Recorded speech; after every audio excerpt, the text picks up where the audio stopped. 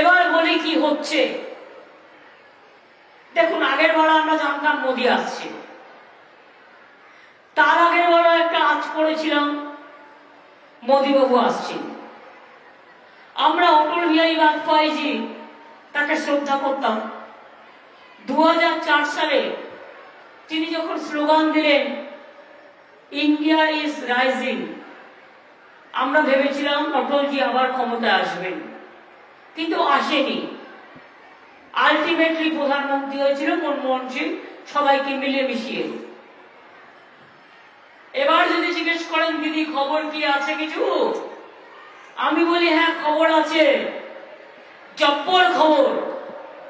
খবরটা কি না, তো এবার হাওয়া বদল হচ্ছে। আপনারা জানেন তো, খুব গরম পড়লে কষ্ট হয়, তারপরে মানুষ একটু বৃষ্টি চান, বৃষ্টি আসলে আবার তখন তার ভালো লাগে। হাওয়া বদল মানে কি?